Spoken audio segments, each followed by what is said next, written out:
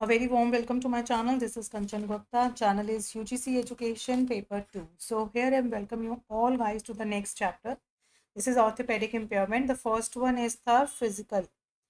हमारी physical impairments में मैंने आपके साथ 14 जो थे 14 जो है इम्पेयरमेंट्स डिस्कस किए थे। वो ज़रूर लेक्चर देखने से पहले वाला है, री एग्ज़ाम में जाके आप देख लेना। ठीक है, अभी जो हम लोग कर रहे हैं वो ऑर्थोपेडिक वाला करेंगे। अगेन वेरी इंपॉर्टेंट, इसमें भी काफ़ी बहुत सारे ऑर्थोपेडिक तो आप मैं कहूँगी फिजिकल से भी ज़्यादा इंपॉर्टेंट है। इसमें हम लोग जेनेटिकली वाइज जो है यानी कि हेरिडिटरी अगर हम कहते हैं तो मस्कुलर डायस्ट्रोफी है, मॉर्फन जो है सिंड्रोम है या एकॉन्ड्रोप्लासिया है। तो इसमें क्या होता है, आपसे ऐसे पूछा जाता है कि जो मस्कुलर डायस्ट्रोफी है वो एक्चुअली कैसी डिसीज़ है या कैसी बीमारी है, कैसा इम्पेयरमेंट है। तो यू हैव टू रीड कि वो एक हेरिडिटरी होता है प्लस एक मस्कुलर स्केलेटन डिसीज़ है, मतलब स्केलेटन कंडीशन जो है वो बिगड़ जाती है। तो इसलिए मैंने इसे दो ऑप्शन में रखा है, केरा और एक ये रही। ये है तो हेरिडिटरी में पूछा गया है कि ये किस तरह की डिसीज़ है, तो ये हेरिडिटरी डिसीज़ है मस्कुलर डायस्ट्रोफी। ठीक है जी, मॉर्फन सिंड्रोम होता है, इसके बारे में भी आपको पता है, इसमें भी क्वेश्चन आ चुका है यूजीसी में। ठीक है, एकॉन्ड्रोप्लासिया ये वाला अभी तक नहीं आया है, लेकिन ये एमसीक्यू होता है ना, मैच द फॉलोइंग, उसमें क्वेश्चंस कई बार पूछ लेते हैं। न्यूरोलॉजिकल हम कहेंगे तो स्पेस्टिक है, जो है एथेटॉइड है एंड अटैक्सिक है, जो है स्पाइनोबिफिडा, ये भी पता होना चाहिए कि स्पाइनोबिफिडा जो है वो हमारा न्यूरोलॉजिकल कंडीशंस के इम्पेयरमेंट से होता है। एंड एपिलेप्सी यानी कि सीजर डिसऑर्डर है। तो ये हम लोग की सारी आज हम लोग डिस्कस करेंगे एक एक चीज़ को। ठीक है, ऑर्थोपेडिकली जो impairments caused by the muscular, जो हमारी ऑर्थोपेडिक हमारी कंडीशन इम्पेयरमेंट आता है वो मस्कुलो जो है मस्कुलो स्केलेटल कंडीशंस के कारण आता है। ठीक है, तो जिसमें हम डायस्ट्रॉफी पढ़ेंगे, हम पोलियो जो हमारे पैरों में, मतलब जो बचपन में पोलियो नहीं पीते हैं या जिन्हें नहीं मिल पाता है, उनके पैरों में डिफेक्ट्स आ जाता है, पैरालिस जो है बॉडी पैरालिसिस हो जाती है, वो चीज़ें हम यहाँ पे इसमें पोलियोमाइलिटिस में पढ़ेंगे। फिर आता है ऑस्टियो जेनेसिस इम्परफेक्टा, ये भी काफ़ी बार जो है क्वेश्चन हमारे मैच द फॉलोइंग में आता है। ठीक है, इसमें है ऑस्टियोमाइलिटिस है, लेग कैल्वा जो है पार्थिस डिसीज है, या लिम्ब डेफिशिएंसीज है। तो ये सारी ही हमारी ऑर्थोपेडिक से रिलेटेड जो है इम्पेयरमेंट्स हैं। राइट, चलिए एक एक करके डिस्कस करते हैं। तो सबसे पहले हम लोग जान लेते हैं कि जो ऑर्थोपेडिक इम्पेयरमेंट होता है वो जो है एक नॉर्मल फंक्शनिंग ऑफ बोन्स में या जॉइंट्स में या मस्कुलस मसल्स में जब इंटरफेरेंस आ जाती है, अकॉर्डिंग टू द WHO। ये डेफिनेशन दी गई थी। तो जो इंडिविजुअल्स विद डिसेबिलिटीज, जो एजुकेशन एक्ट है जो 1990 में था, ऑर्थोपेडिक इम्पेयरमेंट का मतलब होता है कोई severe orthopaedic that adversely affect करता है जब बच्चों की परफॉर्मेंस को। ठीक है, एक ऐसा एडवर्स अफेक्ट कर देता है जिससे बच्चे परफॉर्म नहीं कर पाते हैं अपने सिंपल टास्क भी। जैसे अगर हम कहें द टर्म इंक्लूड्स इम्पेयरमेंट, जो हमने इसमें इम्पेयरमेंट इंक्लूड की गई है उसमें जो है कॉज्ड बाय द जो है कॉन्जेनिटल एनॉमली, जिसमें हम क्लब फूट कहते हैं। इम्पेयरमेंट कॉज्ड बाय डिसीज, जिसे पोलियो है, बोन है या ट्यूबरक्लोसिस है, या फ्रॉम द अदर कॉजेज जैसे कि सेरेब्रल पैलिसी हो सकती है, एम्प्यूटेशंस हो सकते हैं, फ्रैक्चर्स हो सकते हैं, बर्न्स हो सकते हैं, ये सारी चीज़ें। तो ये जो है according to the definition of जो है IDEA 1990 के अकॉर्डिंग डेफिनेशन जो है ऑर्थोपेडिक के लिए बोली गई थी। फिर आते हैं RCI यानी कि रिहैबिलिटेशन काउंसिल ऑफ इंडिया के अकॉर्डिंग क्या डेफिनेशन है। जो लोकोमोटर डिसीज होती है, यानी कि लोकोमोटर डिसेबिलिटी का मतलब होता है कि पर्सनस की जो इनएबिलिटी है, कुछ ऐसी एक्टिविटीज़ वो नहीं कर पाते हैं। ठीक है ना, जो है एक्टिविटीज़ जो है जैसे मूविंग, या अपने आप नहीं मूव कर पा रहे हैं, प्लेस टू प्लेस नहीं जा पा रहे हैं, जो बोन्स हैं, जॉइंट्स हैं, मसल्स हैं, नर्व्स हैं, उनमें एफ्लिक्शन आ गया है, प्रॉब्लम हो गई है। तो ये डेफिनेशन RCI ने जो है एक्ट में 1992 में ये डेफिनेशन दी गई थी। बड़ा बड़ा और मोटा मोटा यही बात है कि जब हमारी नॉर्मल फंक्शनिंग में प्रॉब्लम आने लगती है, ठीक है, जब हम लोग नॉर्मली अपनी जो है सिंपल टास्क भी नहीं परफॉर्म कर पाते हैं, जॉइंट्स में, मसल्स में, बोन्स में प्रॉब्लम आती है, तो वो ऑर्थोपेडिक इम्पेयरमेंट है। चलिए, नेक्स्ट आता है जो फंक्शनल लिमिटेशंस हैं। Functional limitation caused by orthopaedic impairment अब कौन सी है? जैसे पुअर मसल कंट्रोल होना, वीकनेस, फैटिग्यू होना, जिसमें हम लैक ऑफ मसल जो स्ट्रेंथ होती है वो हमारी वीक हो जाती है, नर्व एनिवेशन या पेन आने लगता है, डिफ़िकल्टी इन वॉकिंग, काम नहीं हो पाता है, टॉकिंग, बात नहीं कर पा रहे हैं, चढ़ नहीं पाते हैं, स्पीक नहीं कर पाते हैं, बोलते हुए दर्द होता है। ये सारी हमारे ऑर्थोपेडिक की क्या होते हैं, फंक्शनल लिमिटेशंस होते हैं कि ये फंक्शन हम नहीं कर पाते हैं। अगर हम देखें तो inability in operating the well design products directly without assistance, मतलब हम कोई भी वर्क विदाउट असिस्टेंस जो है व्हील चेयर, ये असिस्टिव वो हैं डिवाइसेस हैं, जैसे क्रचेस हैं, व्हील चेयर हैं, कम्युनिकेशन एड्स जिसमें हम single watch based artificial voice होती हैं। तो हम ऐसा काम जो इन चीज़ों के बिना नहीं कर पा रहे हैं, we need some assistive devices. या हमें जो है वीकनेस होती है बोलते हुए, बात करते हुए, या हमें पैरालिसिस है किसी बॉडी में, मस्कुलर किसी भी पार्ट में एक पैरालिसिस है, डिफ़िकल्टी इन एबिलिटी जो है वो मोटर फंक्शनिंग में प्रॉब्लम है, जैसे जो है यहाँ पे लिम्स में प्रॉब्लम आ जाती है या कोई एबनॉर्मल हो जाता है। ये सारी ही हमारे फंक्शंस की लिमिटेशंस होने लगते हैं इन दी ऑर्थोपेडिक में। अब आते हैं कॉजेस, क्या कारण हो सकते हैं? कॉजेस हो सकते हैं हमारे जेनेटिक भी हो सकते हैं, वॉर्म ऑफ द मदर, कि जो मदर के वॉर्म में बेबी होता है, ठीक है, उसको ऑक्सीजन नहीं प्रोवाइड हो पा रही है, या वो ठीक से खाना नहीं खा पा रही है, या नहीं मिलता है, न्यूट्रिशन वैल्यूज़ नहीं मिलती है, या कोई एक्सीडेंट हो गया है या ड्यूरिंग द प्रेगनेंसी। ये सारे काम जो है सारे रीजंस हो सकते हैं। या causes lying in poverty and lower socio economic है, ये वही पार्ट हो गया। जैसे अगर हम यहाँ बात करते हैं हेरिडिटरी की, तो इसमें 3 हमने बात की थी, मस्कुलर डायस्ट्रोफी की, मॉर्फन सिंड्रोम की, एंड अकॉन्ड्रोप्लासिया की। तो मस्कुलर डायस्ट्रोफी जो है एक हेरिडिटरी प्रॉब्लम है, ये हमें पता होना चाहिए, जो कि धीरे धीरे हमारी जो मसल्स होती हैं ना, वो वीक होने लगती हैं। And loss of this muscular control, हमारी बॉडी में कॉन्ट्रैक्शन शुरू हो जाता है, मतलब हमें खिंचाव सा महसूस होता है, जिसमें हम धीरे धीरे वॉकिंग, ब्रीथिंग और जो है रीचिंग या यूज़ ऑफ हैंड्स की जो स्ट्रेंथ होती है उसमें दिक्कत होने लगती है। तो ये मस्कुलर डायस्ट्रॉफी है। तो और फिर आता है second, Marfan syndrome. Marfan syndrome भी क्या होता है, पुअर मसल्स हो जाती हैं, या कर्वेचर ऑफ स्पाइन, स्पाइन में प्रॉब्लम आती है। फिर आता है अकॉन्ड्रोप्लाजिया, जिसमें development of straight upper back या कर्व्ड लोअर बैक, या ऑस्टियोजेनेसिस इम्परफेक्टा जो है इसमें आता है। ऑस्टियोजेनेसिस इम्परफेक्टा मतलब जो बच्चे हैं या अडोलेसेंट हैं, बहुत ही उनकी ब्रिटल बोन्स हो जाती हैं, मतलब बहुत ही वीक बोन्स हो जाती हैं। ठीक है, अगर हम वॉर्म की बात करें कि जब बच्चा अपनी मम्मी के पेट में होता है, तो the chances of chromosomal abnormalities, ये जो क्रोमोसोम्स हैं उसमें एबनॉर्मलिटी आ जाती है, या जब जीन्स का ट्रांसफॉर्मेशन हो रहा होता है उस टाइम पे डिफेक्टिव जीन्स आ जाते हैं। ठीक है, उससे क्या होता है, पुअर और डिफेक्टिव फिजिकल एक्टिविटी होती है। प्रेग्नेंट जो वुमेन होती है उसको मेल न्यूट्रिशमेंट हो जाता है, उसको प्रॉपर तरीके से खाना नहीं मिलता है, डेफिशिएंसीज वो फेस करती है, effect of chronic disease, disease का इफेक्ट पड़ता है, एक्सीडेंट्स हो जाते हैं या इंजरीज आ जाती हैं मदर को, प्रेग्नेंट वुमेन को, तब ये चांसेस हो सकते हैं। और सोशो, आपको पता ही है, सोशो इकोनॉमिक कंडीशंस होती है, जैसे जिनके घर में डोमेस्टिक वायलेंस रहता है ना, पुअर इकोनॉमिक कंडीशन, पैसे नहीं है ढंग से, अच्छा खाना नहीं खा पा रहे हैं, इलिटरेट है, मतलब अवेयरनेस नहीं है कैसे हेल्दी रहना चाहिए और कैसे जो है ड्यूरिंग द प्रेगनेंसी या कैसे हमें बच्चों का ध्यान रखना चाहिए, अनहेल्दी लिविंग कंडीशंस हैं, कि हम बहुत ही पुअर इलाके में रहते हैं या बहुत ही गंदे अनहाइजीनिक एरियाज में रहते हैं, ये सब कारण हो सकते हैं। फिर आता है न्यूरोलॉजिकल कंडीशन। न्यूरोलॉजिकल, अब जो सेरेबल पैलिसी है, यानी कि सेरेबल क्या कहता है, presence of positive damage to the brain.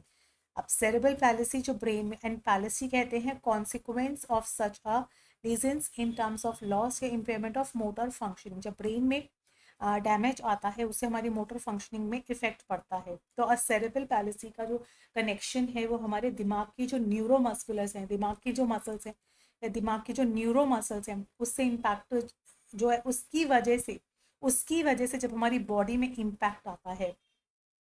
ठीक है, cerebral policy can be treated but not cured, ये क्योर्ड नहीं किया जा सकता। मीन्स हम प्रॉपर मैनेजमेंट जो है, ठीक है, ट्रीटमेंट में help to a great extent in limiting the physical change or impairment as well as improving the functional skills for leading the life। कि हम लोग जो है इसमें सिंपल अगर हम बात करें तो ये जो सेरेब्रल पैलिसी जब हमारे दिमाग में यानी कि हमारे ब्रेन में कुछ डिफेक्ट हो जाता है न्यूरोमस्कुलर, उसके कारण उसके कारण उसके कारण हमारी बॉडी इम्पैक्ट करती है, क्योंकि सारे जो नर्व सिस्टम है वो हमारे ब्रेन से चालू होते हैं। Common muscle stone related symptoms, अब इसमें सिम्टम्स क्या आ सकते हैं, जैसे कोऑर्डिनेशन नहीं हो रहा है, शेकी स्पैस्टिक मूवमेंट होता है। अभी स्पैस्टिक मूवमेंट क्या होता है ये हम आगे डिस्कस करेंगे। एक्सट्रीमली स्टिफनेस आ जाती है बॉडी में, एबनॉर्मल मसल्स हो जाते हैं, मतलब मसल्स जो हैं कहीं पर अच्छे टाइट हैं कहीं पे लूज हैं, कंट्रोल खोने लगते हो, आप बॉडी का मूवमेंट, हाथ मतलब बॉडी का मूवमेंट कंट्रोल नहीं कर पाते हो, कोई चीज़ पकड़ना चाहते हैं तो पकड़ नहीं पाते हैं। Using the arms, using the arms to pull themselves around while the legs drag behind. That mean आपकी बॉडी पे कोई कंट्रोल नहीं रहता है, उसमें आप क्या करते हो कि using the arms to pull themselves, मतलब आप अपनी आर्म्स यूज करते हो लेकिन आपके पैर साथ नहीं देते हैं। स्लो एंड ब्रीथिंग मूवमेंट्स हो जाती है। Excessive drooling due to inability of control of the facial muscles, face के ऊपर कंट्रोल, मतलब कोई भी जो बॉडी पार्ट्स है आपके बहुत ही स्लो हो जाते हैं, वहाँ की मसल्स वीक हो जाती हैं। Now this is very important according to examination. Cerebral palsy में स्पैस्टिक, एथेटॉइड एंड अटैक्सिक, ये बहुत इंपॉर्टेंट है। प्लस इसके साथ में ये वाला जो आप स्क्रीन पे देख रहे हो, ये वाला बहुत इंपॉर्टेंट है, ठीक है, जिसमें मोटर सिंड्रोम्स हैं। जैसे अगर हम स्पैस्टिक हेमीप्लीजिया की बात करते हैं तो सबसे पहले आपको परसेंट यानी कि 25% हमारी बॉडी को क्या करता है, पैरालाइज कर देता है।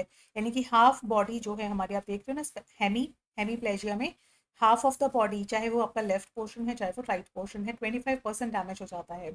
स्पेस्टिक डीप्लेजिया में नीचे लोअर बॉडी यानी कि 35% आपकी बॉडी लॉस हो जाती है। तो डीप्लेजिया आपको पता होना चाहिए। स्पेस्टिक के पार्ट्स हैं, ठीक है, ये स्पेस्टिक के 3 पार्ट्स हैं। हेमीप्लीजिया जिसमें हाफ, डाइप्लीजिया यानी कि लोअर बॉडी हाफ, एंड जो इसमें क्वाड्रीप्लीजिया होता है मतलब आपके दोनों लिम्स जो है, चारों लिम्स जो हैं वो खराब हो जाते हैं इस तरीके से, ठीक है। और एथेटॉइड, ये दोनों पिक्चर में कुछ डिफरेंस है, मैं अभी आपको बता देती हूँ। आ जाओ पहले, स्पेस्टिक होता क्या है। आप यहाँ देख रहे हो स्पेस्टिक 70 to 80% तक, परसेंटेज बहुत ज़्यादा है। Increased muscle tone and stiff tight muscle, ये हमारा जो बॉडी का ये वाला पोर्शन होता है यहाँ पर स्पेस्टिक आता है। जैसे children affected with this type of cerebral palsy are found to have a hypertonic muscle. क्या हो जाती है, हाइपरटोनिक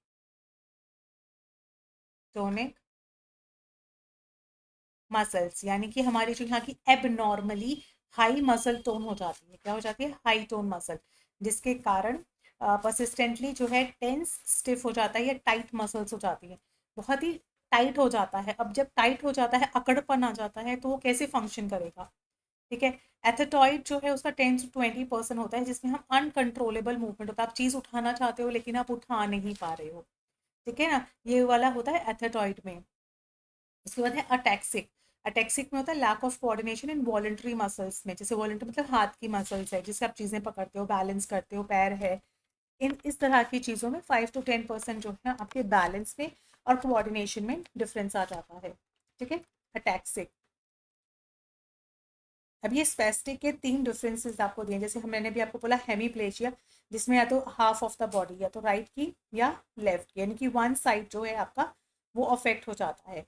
तो क्या है इसमें कि it develops after the damage to a part, brain hemisphere control the movement खो देता है, जिस कारण से पैरालिसिस हो जाता है या डाइस फंक्शन हो जाता है, आपका कोऑर्डिनेशन नहीं हो पाता है प्रॉपर तरीके से।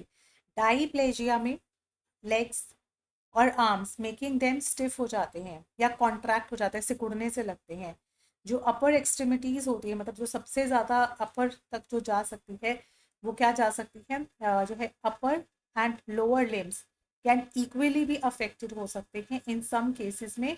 आपका लोअर तो नहीं, अपर भी अफेक्ट हो सकता है in the most of the cases में। स्पेस्टिक क्वाड्रिप्लीजिया, ये जो क्वेश्चन है ना गाइस, ये मैच द फॉलोइंग में आते हैं,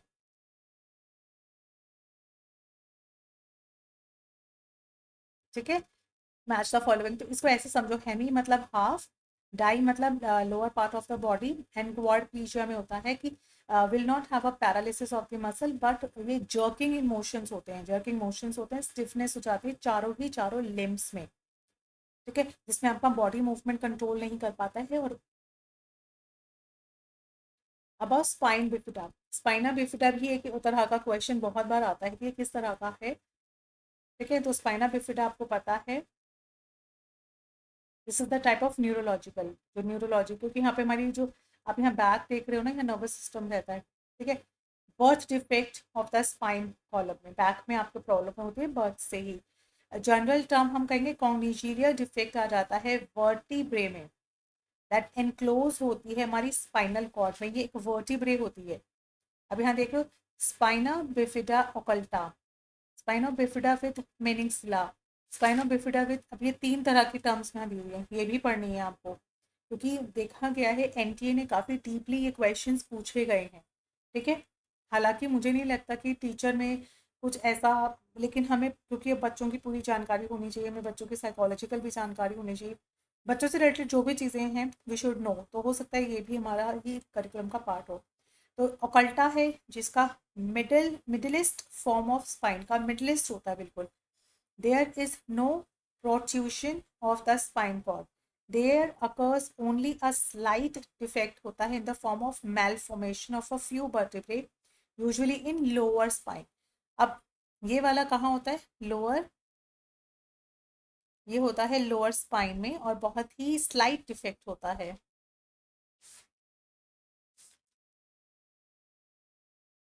बहुत ही स्लाइट डिफेक्ट होता है स्पाइना बिफिडा ओकल्टा में। फिर आता है मेनिंगोसिला, मेनिंगोसिला, अब इसमें क्या होता है, ये एक मॉडरेट है, जैसे ये है एक माइल्डेस्ट, बहुत ही माइल्ड सा दिखता है, उसी में यहाँ पे एक मॉडरेट फॉर्म है ये, this is the moderate form है एंड जो है इट सराउंड्स, ये बेसिकली हमारे जो ये स्पाइन ऑफ बिफिडा है उसके आसपास आपको देखने को मिलता है, and this is the, and the third one is the Manning ओमी ओमिलोसिले।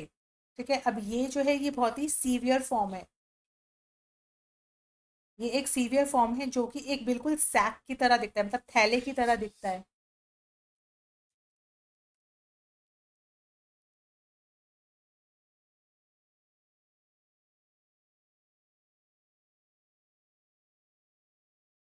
तो ये एक तरह का जो है क्या है, सॉरी, एक सैक की तरह दिखता है, and it contains the spinal cord membranes, spinal fluid and portion of spinal cords protrudes over the spinal column.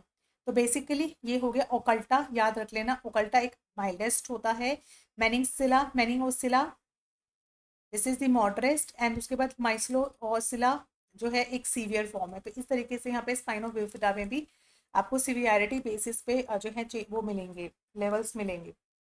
अब आओ एपिलेप्सी, ये सारे इंपॉर्टेंट हैं, जब भी ऑर्थोपेडिकली पढ़ोगे इम्पेयरमेंट्स को ये सारे पढ़ के जाना, स्पेशली दो चीज़ें कि कौन से बॉडी पार्ट में होता है, प्लस किस, क्या कारण है, मतलब ये एक न्यूरोलॉजिकल प्रॉब्लम है, न्यूरोमस्कुलर प्रॉब्लम है, या एक हेरिडिटरी प्रॉब्लम है। ठीक है, तो ये सब चीज़ें करके जाना। अब ये एक तरह का क्रॉनिक डिसऑर्डर है जो कि अनप्रोवोक्ड रेकरेंट सिजर इसके कारण होता है, यानी सिजर का मतलब है कोई sudden rush of electrical activity in the brain, हमारे ब्रेन में सडनली कुछ चेंजेस, मतलब सडनली होता है जिससे हमारे न्यूरोलॉजिकल कंडीशन अफेक्ट करती है, और इसमें एबनॉर्मल डिस्चार्ज होने लगता है इलेक्ट्रिकल इम्पल्सेस का ब्रेन सेल्स में। ठीक है, अब जब देखिए हमारा जो ब्रेन है ना बेसिकली हमारी पूरी बॉडी को चलाता है, जब भी हमारे ब्रेन में कोई प्रॉब्लम हो जाएगी तो हमारी पूरी बॉडी की जो मूवमेंट है, सेंसेशन है, डिस्टर्बेंस है, कॉन्शियसनेस है, वो डिफेक्ट कर जाएगी। ठीक है, अब यहाँ पर ये मस्कुलर डायस्ट्रोफी का दिया हुआ है यहाँ पे, तो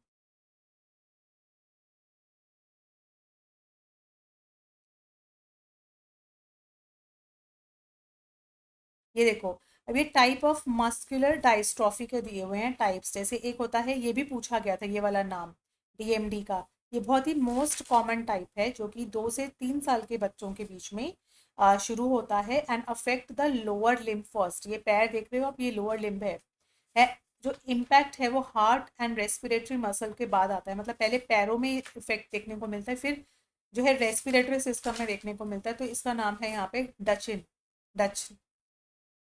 ठीक है, उसके बाद आता है बैकर, ये थोड़ा सा 5 से 15 साल के जो बच्चे होते हैं उनमें देखने को मिलता है, और बेसिकली यहाँ पे जो स्लोअर प्रोग्रेशन हो जाता है and affect the हिप्स and pelvic areas को अफेक्ट करता है, आप ये देख रहे हो जब इसके हिप और पेल्विक एरिया ऐसे टर्न हो रखे हैं, बेंडिंग हो रखी है और ये चल नहीं पा रही है, तो पैरों वाला जो है वो बच्चों में स्टार्ट हो जाता है और धीरे धीरे करके ये सीवियर होके अब वो पैर चल नहीं पाते हैं, इतनी वीकनेस आ जाते हैं, they need some support, and then ये होता है ओवर 30, लिम्ब गिर्डल स्टार्ट्स इधर, या तो एडल्टहुड से या चाइल्डहुड से वो स्टार्ट हो जाता है जिसमें मसल्स पूरी वीक हो जाती हैं और जो ये एज के साथ क्या होता है, बढ़ता रहता है, प्रोग्रेशन में रहता है। तो छोटे बच्चों में डच नहीं, उसके बाद आएगा यहाँ पे बेकर, एंड देन आएगा लिम गिर्डल, और ये हमारे मस्कुलर डायस्ट्रॉफी के टाइप्स हैं। ठीक है, क्लियर है? चलें आगे। अब ऑर्थोपेडिकली इम्पेयरमेंट जो हमारे मस्कुलोस्केलेटन जो अभी तक चल रहे थे वो न्यूरो मस्कुलर से थे, न्यूरोमस्कुलर से थे, ये है मस्कुलोस्केलेटन। अब ये क्या है, जैसे मस्कुलर डायस्ट्रॉफी हमने बात किया कि एक तरह की यूजुअली जो है क्या होता है, मसल्स के वीकनेस में आती है। जैसे अभी यहाँ पिक्चर में आप देख रहे हो, शोल्डर की मसल्स देख रहे हो, मसल्स बिहाइंड आर्म्स, आर्म्स के पीछे की जो मसल्स होती है वो कितनी वीक हो जाती हैं। जो हैंड्स होते हैं, थंब मसल्स बहुत वीक हो जाती है। इस पैर में देखो कॉन्ट्रैक्शन है, ये पैर फिर भी ठीक है, लेकिन इस पैर में क्या है, बहुत ही कहीं पे टाइट मसल्स हैं, कहीं पे कॉन्ट्रैक्शन है, कहीं पे जो ये नीज हैं, muscles that strengthen the knees, जो नीज को स्ट्रेट करती है वो वीक है। तो बच्चा बैठा रहता है, खड़ा नहीं हो पाता। तो वही एक पैर देख रहे हो, ये पोलियो के कारण भी होता है, ये पोलियो डिफेक्ट्स है, ये वाला पोलियो की पिक्चर है, ये पोलियो की पिक्चर है। ठीक है, जिसे हम एक्यूट कम्युनिकेबल डिसीज बोलते हैं, एक्यूट कम्युनिकेबल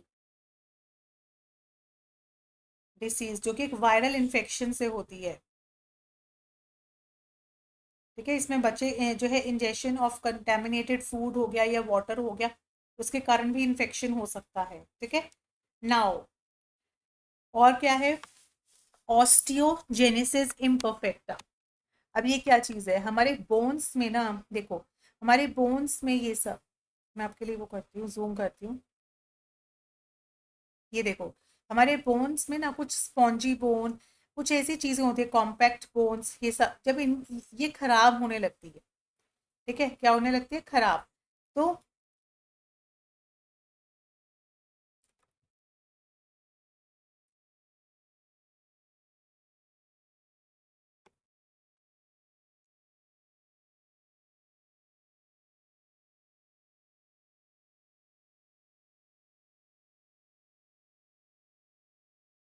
एक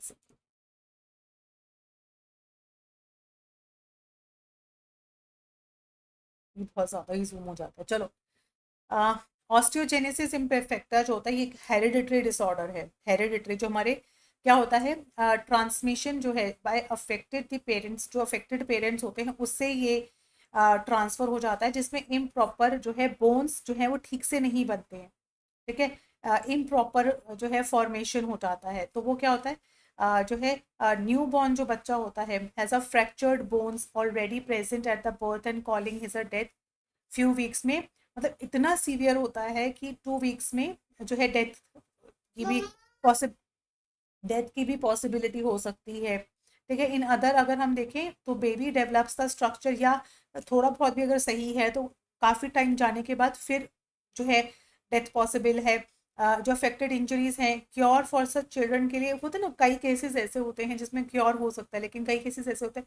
तो बेसिक बेसिक मोटा मोटा हमें ये जानना है कि जो ऑस्टियो इम्परफेक्टा होता है वो हेरिडिटरी होता है, और बोन्स में कुछ ना कुछ डिफेक्ट होता है, बोन से रिलेटेड है ये, हेरिडिटरी है और बोन्स में कुछ डिफेक्ट आ जाता है। ऑस्टियोमाइलिटिस, ये भी एक डिसऑर्डर है जो बैक्टीरियल इन्फेक्शन से, आप ये देख रहे हो बैक्टीरिया इन्फेक्शन से ये एरिया जो है ना वो फंगस लग गया है। ठीक है, ये कहीं भी हो सकता है, आर्म्स में, लेग्स पे, तो वहाँ के जो बोन्स हैं वो अफेक्ट कर जाते हैं। ये वाले सारे सही हैं, लेकिन ये वाला देख रहे हो कितना है। फिर आता है लेग काल्व पर्थेस डिसीज, ये एक तरह का डिसऑर्डर है जो कि क्या करता है, चाइल्ड सफर करता है from flattening of the head of the femur और hip bone, so head of the bone is degenerated on account of interrupted blood flow. इसमें क्या होता है, हमारे जो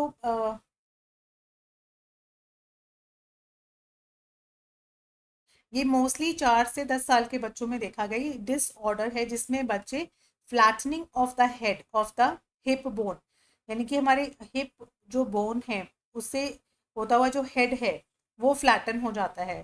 ठीक है, यानी कि आप ये देखो ना, from the flattening of the head of hip bone, right, तो ये हो जाता है। फिर है लिम्ब डिफीस, यानी कि जो हमारे लिम्स होते हैं, एम्पुटेशन है या कॉन्जेनिटल है, यहाँ पे प्रॉब्लम होती है। तो अब आपने हमने चीज बहुत अच्छे से मैंने आपको एक एक चीज़ यहाँ पे डिस्क्राइब की, तो आपकी ये मैं बार बार बोलूँगी, आपको नाम याद रखना है, किस रीज़न से होता है वो रीज़न याद रखना, और कौन से एरिया को अफेक्ट करता है ये ज़रूर करना है आपको।